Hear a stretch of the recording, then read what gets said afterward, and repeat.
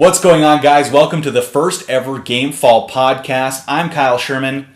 This right here is John McVeigh. How's it going, everybody? It's a great time. E3, what better time of year than this to get things going? But before we get into any E3 coverage, we wanted to just give you a little bit of background, what we're planning to bring you here on the Gamefall podcast. And what we plan to bring you is weekly podcasts covering games and gaming news from the humble perspective of two just regular consumers. And things we might be interested in the near future might be games we picked up that were dirt cheap because we can't afford to buy everything that comes out every single time.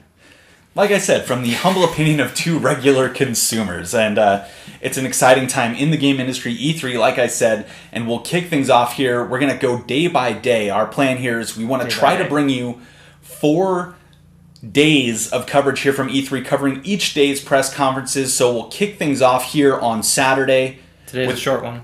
A nice, short, easy one here for us on day number 1, which is the EA press conference. Happened earlier today. I gotta tell you, least press conference I was excited for, this E3. Yeah, and I kind of came in with the same feeling, I guess. EA's press conferences just haven't been very exciting in the last few years. Just they've struggled with handling things. They've struggled with generating excitement, and they've played to some big rooms and really struggled to keep the crowd the entire time. And to me, it's always seemed like they've spoken to, the corporate companies that purchase their games in bulk, like Walmart or Target or Amazon. Anyone that's going to pick up all their easy bestsellers like Madden and NFL, NBA Live, things of that nature. Yeah, and I think they've kind of struggled to bring in their entire fan base into one exciting press conference. Obviously, with studios like BioWare, that has a big following from the Mass Effect series and the Dragon Age series to the EA Sports franchises. You mentioned like Madden and FIFA and now NBA Live back for its second go-around. And so just EA, I went in with low expectations, and in terms of overall impressions, I thought it started strong. I thought that they came out with some exciting stuff, but They did start with a bang. Second half of the press conference, I think they kind of slipped back into their old habits. But I thought overall, it wasn't a good press conference. It wasn't a terrible press conference. I thought it was just kind of middle of the road. Starts off great, as you said, kind of slows to a crawl there almost towards the end, but not terrible, just not excellent. Yeah, and I mean it's tough to captivate a crowd for an entire hour-long press conference. Especially a broad crowd, because they're trying to appeal to every consumer they have, which is anyone from the casual to the hardcore, which is always tough to do. Yeah, I mean, and they covered their big hits, like we mentioned. You have your FIFAs, you have your Maddens in there, you have Battlefield, you have Battlefront, you have all these games, Anthem, the new big upcoming one, and just the balance, trying to I guess balance between those franchise ones that keep coming back and the new IPs that you have in games like Anthem. I thought, saving Anthem for the end obviously is going to keep people around, keep them interested. You don't want to necessarily lead off with your big hit. You don't want them to see what they want and peace out early. So no, and that really wouldn't, I guess, benefit them to lose half their crowd halfway through.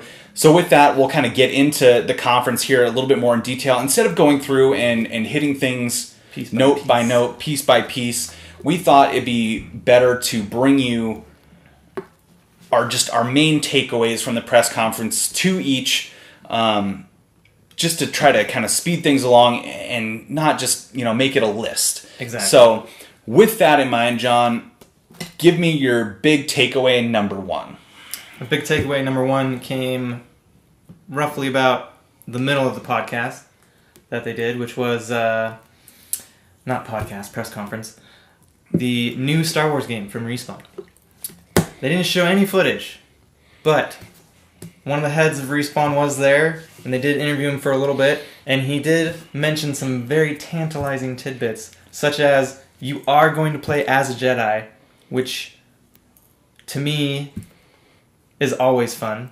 And he also mentioned that this game is titled, for now at least, Jedi Fallen Order, which makes it even more tantalizing because if you know anything about Star Wars like I do, he also mentioned that it's in the Dark Times after Order 66, which happened in Episode 3. So this is when all the Jedi are getting hunted and killed by the Emperor's order, Order 66. So you're going to play as one of these fugitive Jedi, and I'm thinking it's probably going to be like Jedi Outcast. Thinking or hoping? Well, both. They are a first-person studio. They make excellent first-person shooters. So to have some of the gunplay in there with all of their iconic weapons wouldn't be a bad deal. And Jedi Outcast kind of fit that mold. It was a first-person action game with a lot of shooting, and you did have some very unique force powers. So I think it should be good. He also mentioned that it's tentatively set to release holiday of next year, so as late as December of 2019. So I know going into this, you had mentioned that this was one of the games you wanted to hear about. Oh yeah, I was hoping for a trailer. I didn't get a trailer, but we did get an announcement. That was the thing I was going to ask. We didn't get a trailer. We just got a verbal confirmation about the name, about some of the details in a rough release window. Were you disappointed you didn't get a trailer? Or, I was not disappointed because he gave me the title. He told me who I was going to play as, when it was set in Star Wars, and when I could hopefully expect to play it, which is actually a lot more than I thought they were going to do. I thought they were just going to do some teaser with no gameplay footage, just a kind of a concept pitch teaser trailer with not even any expectation on when we might be able to play it. So this was really good. And I thought you buried the lead there a little bit by not saying the name right away. But to me, the big thing, he did confirm there will be lightsabers, which... Yes. That was one thing that I always loved. I guess that was one thing that was fun about The Force Awakens, that those two games was getting a chance to really have a bunch of different force powers and then getting to battle with lightsabers as well. Yeah, Jedi Outcast and Jedi Academy, those were excellent. Excellent games. Obviously you're a huge Star Wars fan. Nerd. Look around. Super Star Wars fan. Yes, here at John's house, in John's office, recording this. And John, obviously, you're a big Star Wars fan, and if you haven't seen Solo, you need to watch it. Don't listen to any of the haters online. It's actually a good film. I can confirm that. I agree. I concur. For a while now, sticking with this Respawn game here, Jedi Fallen Order. Mm-hmm. For a while, we enjoyed Battlefront, the first one. First one was really good. Has lots of room to improve for the second one. But you and I have both been in agreement for a while, too, that we wanted a good, solid, single-player, single-person, story-driven Star Wars game. I know what Star Wars is known for. Great story, following charismatic characters on a journey across the galaxy. So this is obviously the big one for you, wanting to see that. Yes. I'm excited for it. We always talk, you and I, about when a game like this comes out, sometimes all we like to hear is the basics. We just want to know the bare bones, when it's coming out, what it's about, what the general story is, and how it's generally going to play. We don't want any... We tried not to plot spoil spoilers things for ourselves. So if a trailer comes out, we'll avoid it, which is hard to do now, but... Well, that's what I was going to say. Obviously, no trailer for this one yet. So, for you, going forward, do you want to see the first trailer, then shut it down, or are you good with just this bare bones information we got here today? In theory, I would be good, but I'd want to see at least one trailer just to see if they're on track. I'm trying to keep my expectations low, but he gave me quite a bit of information for me to just start running wild, if you will. So, yeah, I would probably watch the first one, and then I'd shut it down from there. All right. Well, we're going to switch things up here. I'm going to give you my first takeaway here, and it was one of the things I mentioned, I guess, early on here when we first started things up, and that was the pacing of this conference. I think they started off on a good note. Yes, and that was something, I had mentioned that the pacing has really struggled in the past. They've hung around on things like Madden, things like FIFA, which, let's be honest, people are going to buy every year, regardless of...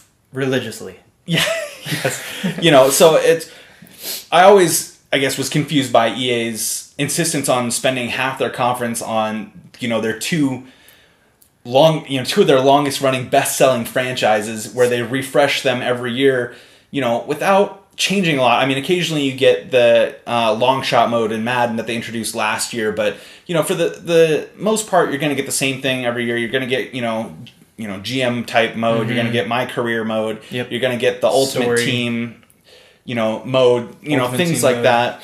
And so I thought this year they started things off really strong, pacing wise, starting off with that Battlefield 5 multiplayer trailer, essentially, which, I mean, unfortunately didn't include a lot of actual gameplay, but they didn't hang on it too long. They didn't stick on that subject too long. Then they moved right into, FIFA 19, where they, showed that cinematic trailer. Then they introduced the new Champions League, features within the game, that, tournament mode, the fact that it's going to be all in all the other game modes, like Ultimate Team, like My Career, like, GM mode, whatever you want to call it. And then they got out, and then they introduced the update for FIFA 18, which is the World Cup update. Yes. So for those maybe who are listening that don't know a lot about soccer, the Champions League.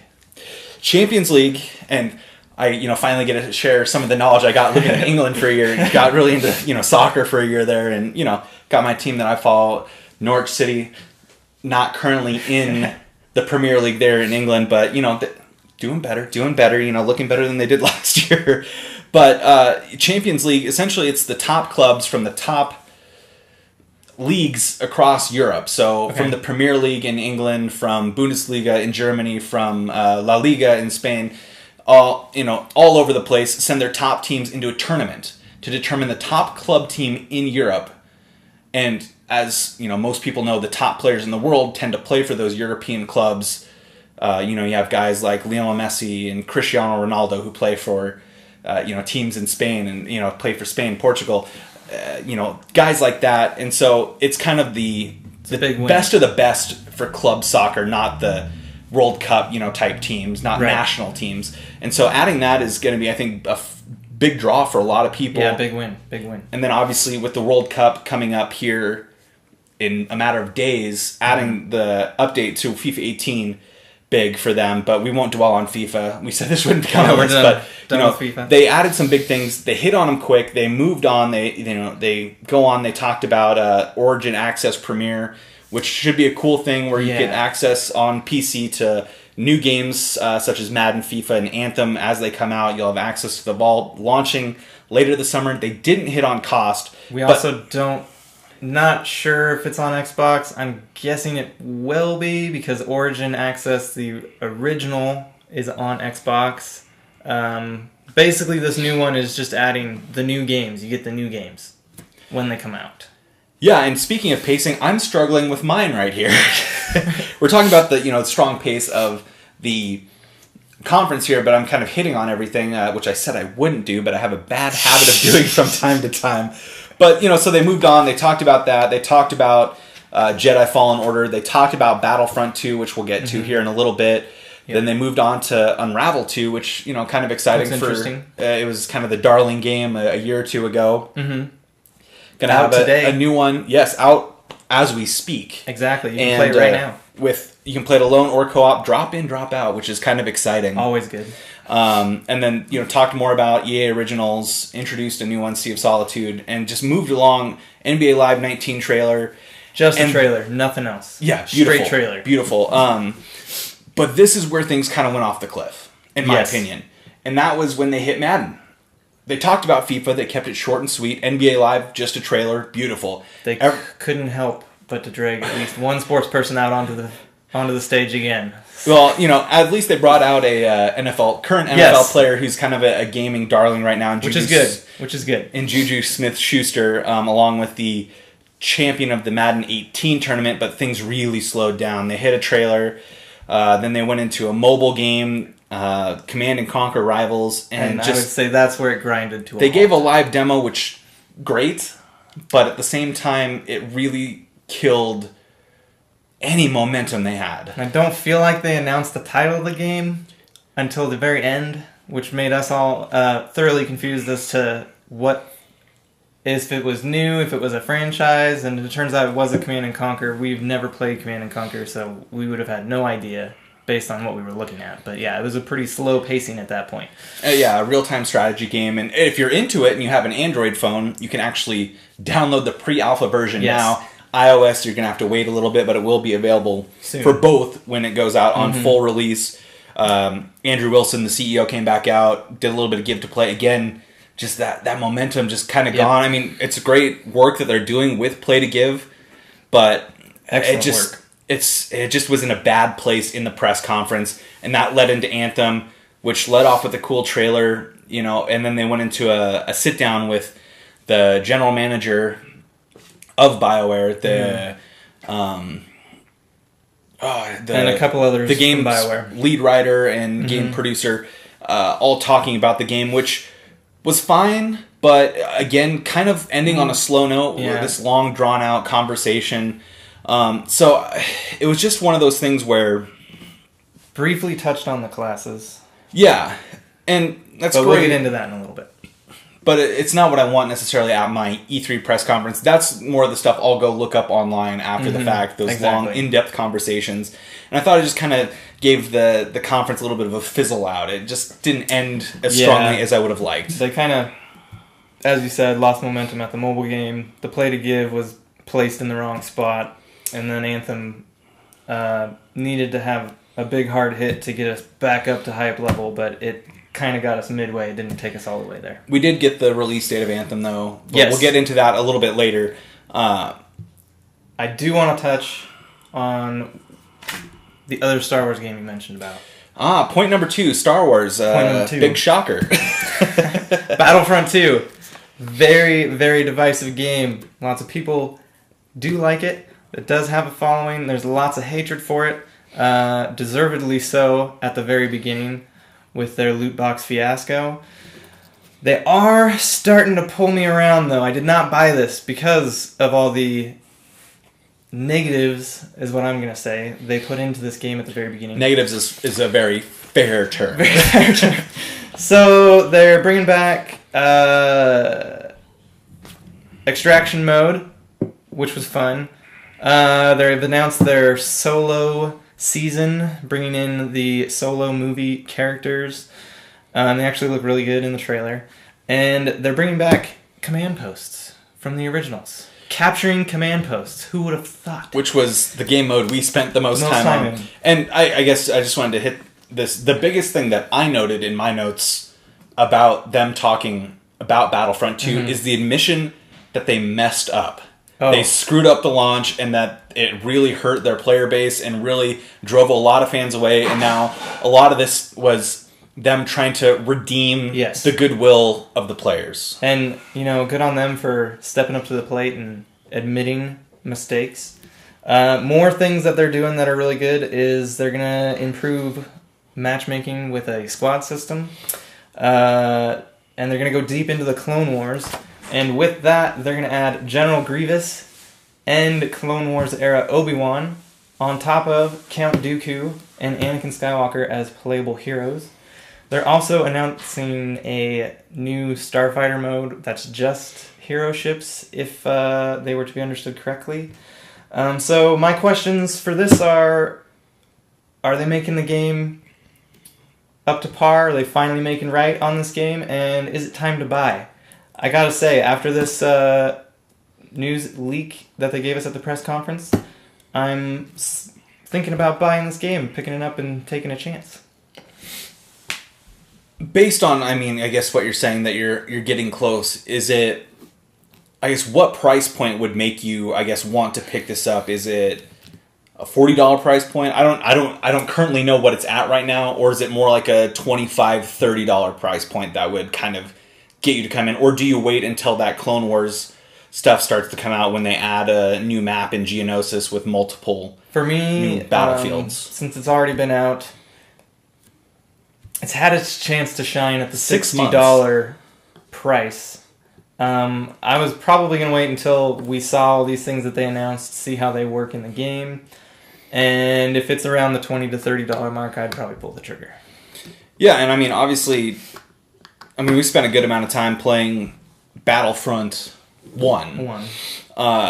And you and I mean, just based on our schedules, our, I guess, various financial commitments, aren't at the point where we can go out and buy every game. And so you kind of have to be discerning. And I know for you and I, we don't necessarily our day job. Yeah, no. we don't like the idea of, pay to win, the loot crates, everything being randomized. I mean, games like Call of Duty where, it's like you're trying to unlock new guns, but you can only get those unlocks every once in a while, and then you just get the same stuff over and over again, or you get a new skin as opposed to a new weapon. Just kind of turns us away. And so the admission that they screwed things up was big to me. They didn't mention any of the overhaul that they had done with that loot crate system or anything like that. Not here. But I would have liked to have heard a little bit more about, trying to redeem that. For me, one exciting thing about Battlefront 2, one thing that I'm excited for that I enjoyed in the original Battlefront series was the hunt mode. The hunt mode. And they are adding one big one, the Ewoks. You're hunting Ewoks. That's the first map for the hunt mode, which Ewoks is on the forest moon of Endor. They said Endor. It's the forest moon of Endor. If you're going to split hairs, you got to at least get that right. Yeah, exactly. And the Ewoks look fantastic, I got to say. Yeah, and it all looks incredible. There's no doubting that what the game that they built looks incredible. It was just sort of the way they went about doing things that really created a lot of ill will. And so it's nice to see them admit that they messed up and try to redeem themselves by adding these things. Interesting that they said that, everybody's kind of clamoring for Clone Wars era stuff. I don't know if that's the first era I would have gone for, but... well, we already got really heavy with the first game on just the original trilogy, True. So I think that's probably what he was referencing. I knew that when that game came out, a lot of people were asking where Clone Wars was. So, yeah, and I'm sure we'll get more stuff in this latest trilogy, 7, 8, and 9, especially as Episode 9 gets closer. Yes. But it'll be interesting to see how this redeems any sort of goodwill towards EA, and if they can get this Battlefront franchise back on track. I'm still hesitant. I don't think it's going to get them all the way there. I think it's going to be pushing them in the right direction. I think ultimately they'll have to come out with another game, a new Battlefront, to wipe the slate clean. But speaking of pushing towards goodwill, your second point. Well, not so much a point as I just wanted to have a discussion about Anthem. It's a game, topic. I'll admit, especially in the last few months, I've been busy, and I guess more like the last 6 months, I've been busy with, work and, just not having a ton of time to take in games news, games media, what have you. So I don't personally know a ton about Anthem, and coming into this... Hasn't been a lot. Yeah, not that there's been a ton. I knew, what we had seen before. I was hoping to get, some cool new details, get that, get hyped, moment. And it came out, showed a cool trailer. Showed some really cool Iron Man-esque looking... Flying and four classes, like we said. Kind of looking to me like the best Iron Man game never made. For now, anyway. Yeah, and we talked a little bit afterwards, but they got into things like, as part of the story mode, you're going to go out on missions, you return to sort of a central operating base or a forward operating base, which, it sounds a lot similar to Destiny 2 in terms of the way that you're able to play single player or team up with others. Yep. They're going to continue to add content. They want you to stay in that world as long as possible.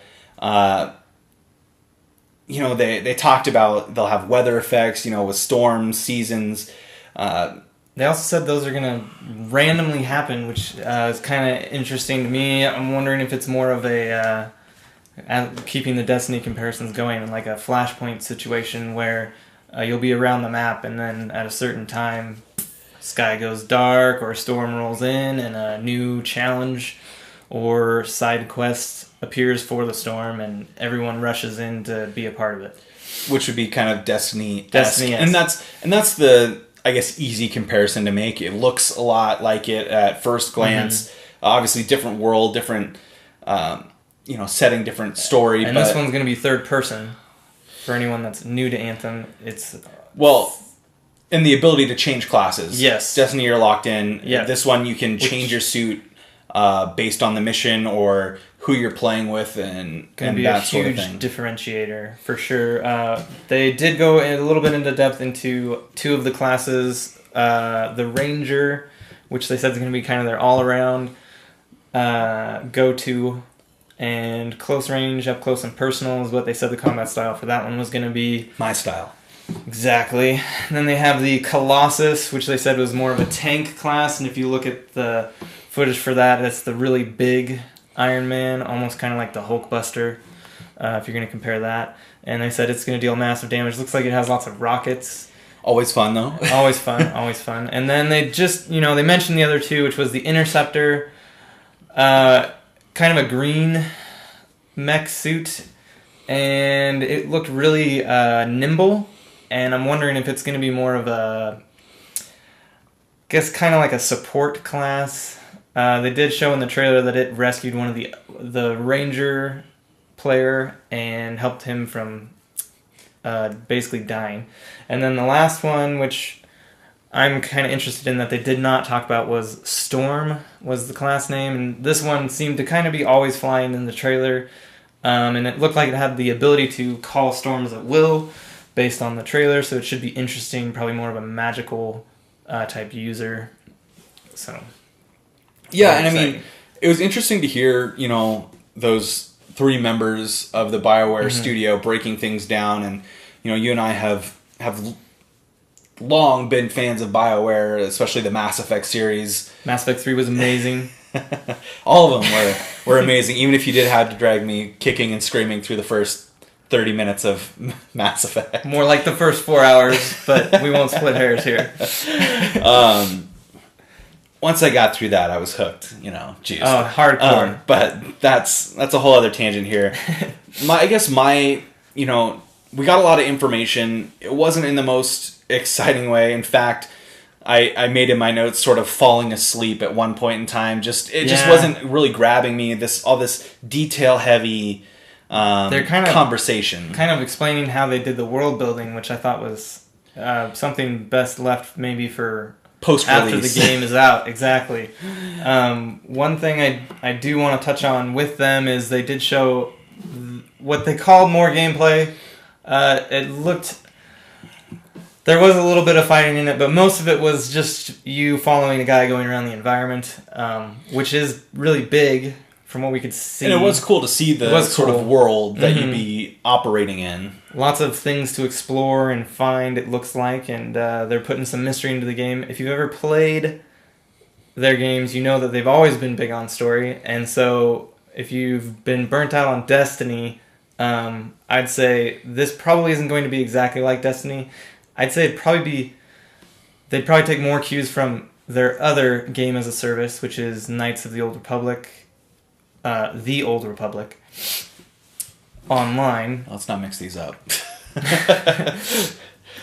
Technically the third KOTOR game, and they did a really good job of making sure that each player had a story that was separate to them. And speaking of each player had a story, solo play. Yeah, and that was one thing I was going to hit on. They did say that you could play solo or team up, and they said their preference is obviously for you to team up and everybody kind of bring different classes, different sort of things. They said it is possible to play by yourself. It's going to be a little bit more challenging, so it doesn't sound like it really scales the difficulty. Luckily, you can pick your classes, so maybe... you can change classes as needed for each mission. Right. Here's the big thing, and I feel like we might be burying the lead a little bit on this one. And it didn't come out till late in this portion of the press conference when it came to... so they answered some Twitter questions based earlier in the day. Oh, yes. And that was that there's going to be no loot boxes and no pay to progress or power up quickly. Yeah, no pay to win. No pay to win and no loot boxes. There are going to be some microtransactions. They did state, but that's going to be mainly more cosmetic and just, to fancy up so you look different from everybody else. Which, again, if you're already charging for the game, personally, I feel like you don't need to have those in there. I do understand that they've put them in there. It's an easy way to make an extra buck. So at least they did it that way instead of pay to win. But does this to you signal, and I don't know if this was on, BioWare's part, this decision, or if it was, EA trying to, I guess, respond to the backlash from Battlefront, is this, I guess, going away from loot boxes and going away from sort of this, pay to progress quickly. Do you think this is going to be a way that EA continues to go going forward, or is this just a one-off thing from BioWare responding to things that they've seen and heard? So I don't think it's a one-off. I do think it's a change in direction. I don't think they're going to quit with loot boxes fully until and or if our country bans them. I know a couple of countries have started to ban them flat out. EA has stated that they are going to continue to put loot box type items in their games. They'll just have to turn them off in those countries to be able to sell the copies of the game. What I think this means, based on example from Anthem, is that going forward, new IPs that aren't, I'm going to say, sports-esque, where they can be of a competitive nature, aren't going to have Ultimate Team Packs or loot boxes.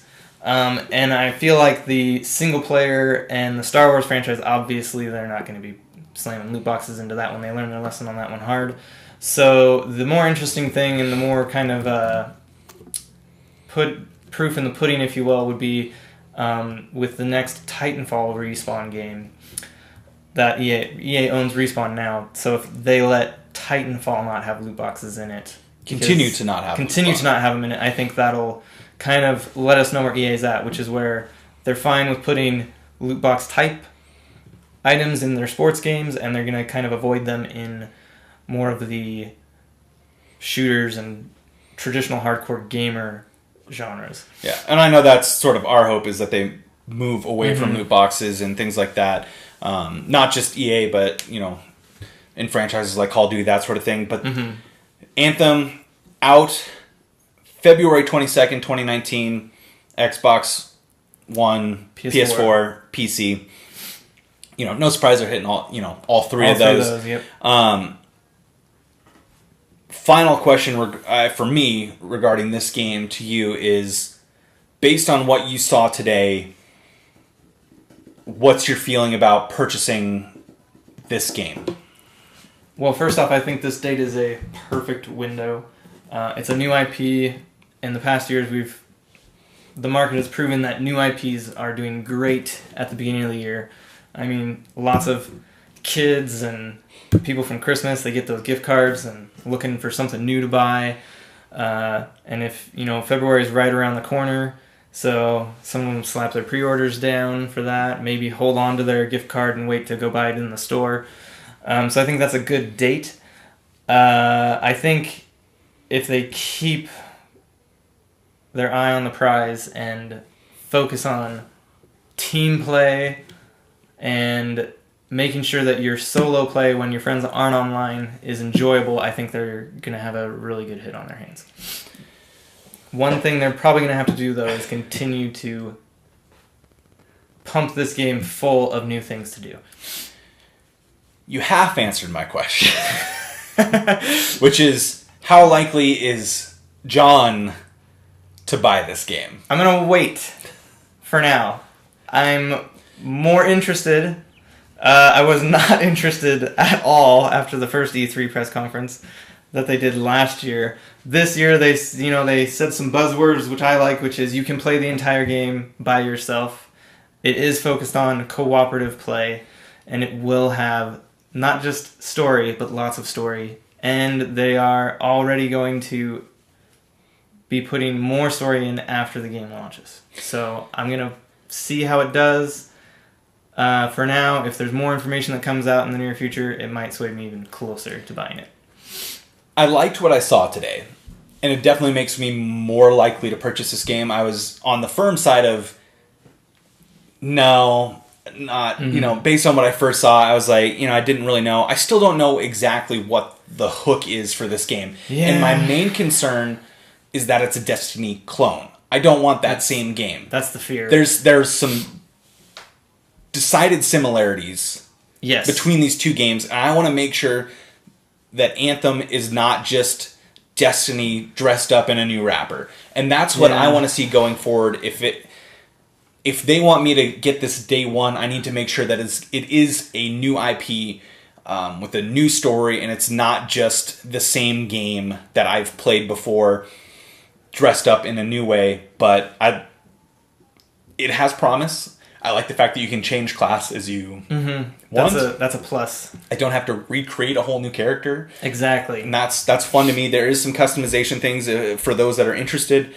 I'm more likely to buy this, but I want to see more. I'm hoping this summer in the game show circuit that they give us some more information and find a way to hook me in. But I'm intrigued, but I'm not quite there yet. But EA with a, bringing out the big gun last, but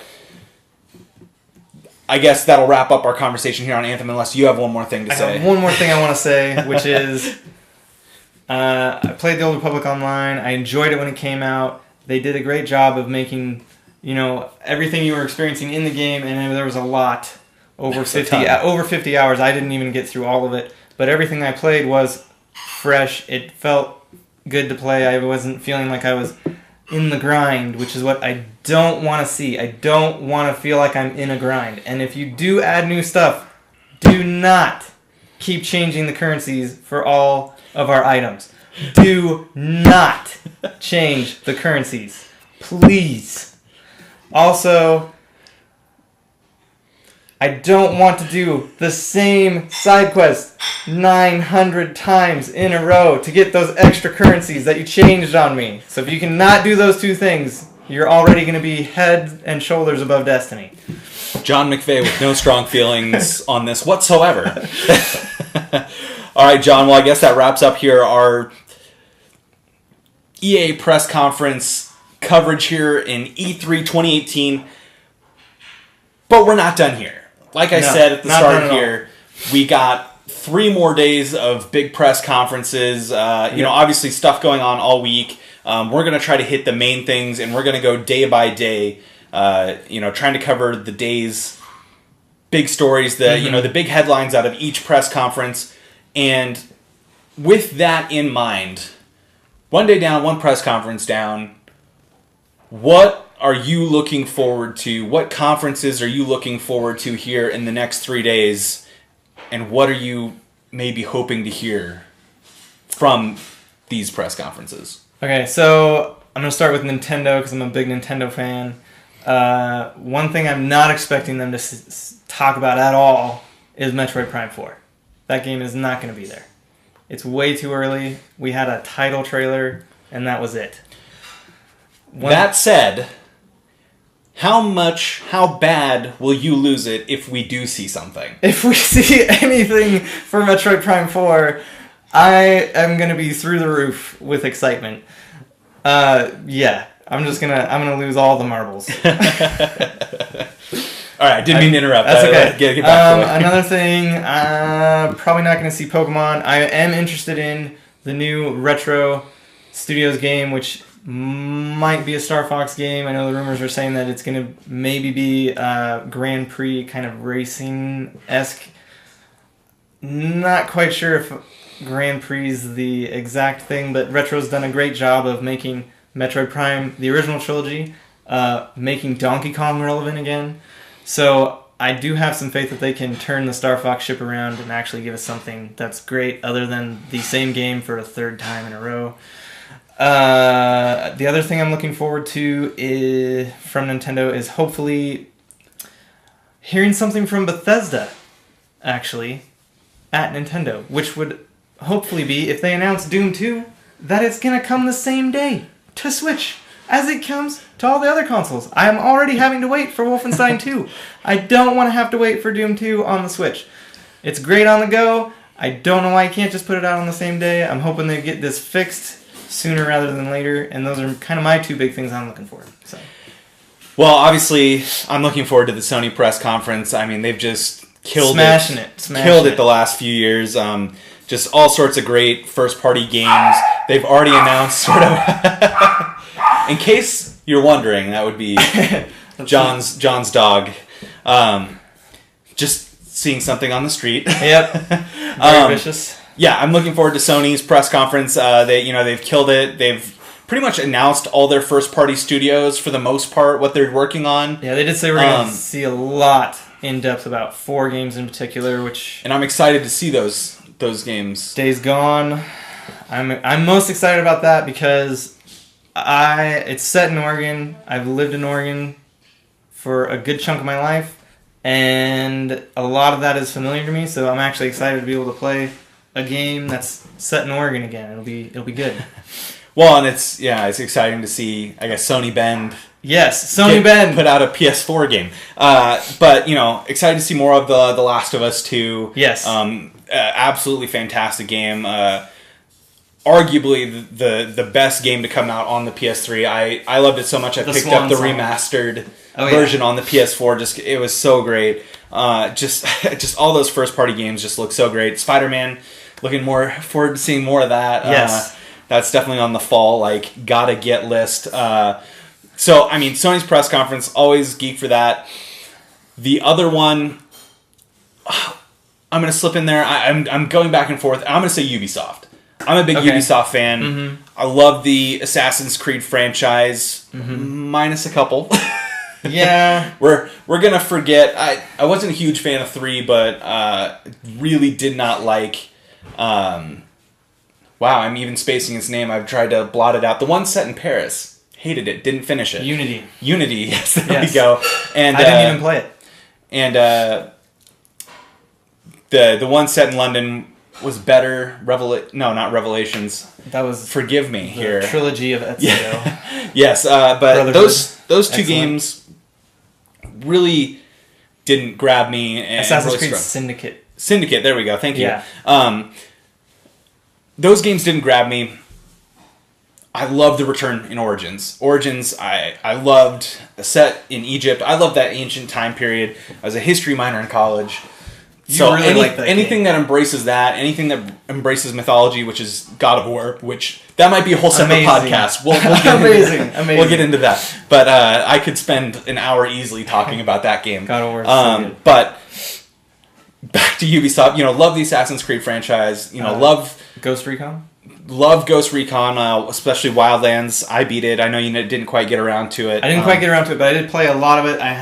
We tried to play it together, but our schedules were very different at the time. So Ubisoft games I like to play with Kyle, because it's always funner when you can just, mess around with the game world and get Kyle frustrated at the same time. That's always a good one. He's always having to save me in Ubisoft games. I'm a big stealth guy. John... I just throw that grenade right when we get there. Not so much, so... There was miscommunications. But really enjoyed that game. I beat it on my own. The South Park franchise, I've played both those games, love those. I'm just... Anything Ubisoft puts out, I'm usually willing to at least give a glance. I enjoyed Steep, bought that one for the Xbox One. Oh, kind of a fun open world game. I fire it up every once in a while, and it's fun to just kind of go out and free roam on the mountains. Better than Shaun White snowboarding? Or it's different. Let's just say different. That. Okay. We had our things with Shaun White snowboarding where it got competitive, and which we're competitive people, and it hasn't shown yet. I'm sure we'll bring up that sort of thing here on this podcast more and more. But so I'm looking forward to what they have to bring, what they have to announce. It's always interesting, Ubisoft. Yes. Hopefully, I know they're saying the potential announcement of a new Assassin's Creed game. Possibly. I'm a little wary of going back to the every year thing. Yeah. I do like the idea of going to Greece. Like I said, Greece I love if it's anything related to Greece, Rome, or Egypt. I'm in. There. So, the Ezio trilogy kind of set around Italy. Would you be interested in Splinter Cell? I absolutely would be interested in Splinter Cell. I enjoyed the old Splinter Cell games. Never got the chance to really invest in all of them, but the ones I did get, I loved and I played the crap out of. What are the chances of you thinking them bringing Mercs versus Spies back? Indifferent. Indifferent. It's one of those things, if it happens, cool. Great. If not, no sweat off my back. Or whatever the saying is, no sweat off my brow. Yeah, so I'm interested in that. I'm just going to, because I can, and I'm talking throughout, I am interested to see what Xbox brings. I'm curious to see what they bring in terms of first-party games. Sony has just decimated Xbox when it comes to the first-party games. So I think Microsoft, they have to be aggressive with their first-party studios. They have Halo, they have Gears of War, but I want to see something new from maybe one of those first-party studios. That would get me extremely excited. Or at the very least, something not canceled. That's a good one, too. I'm interested in, hopefully, a new Halo 6 actually going return to form, bringing split screen back, which they did say they were going to do, but we haven't heard anything yet. I think split screen is Xbox's bread and butter, and I think they really should keep that. And it was the bread and butter of the Halo franchise. I mean, you and I owned an original Xbox, but I got rid of it.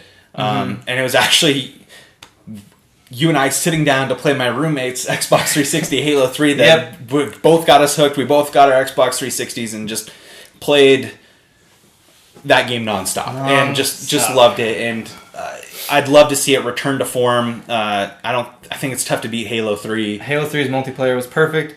ODST, the Horde mode in that one was the best Horde mode I've played. I don't know why they changed it. So it'd be fun to see it return to form. We won't, dwell on that too long. We've kind of reached our self-imposed time limit here. We don't want to overload you here on day one. No. So that'll wrap things up here from our coverage of day one of E3 2018.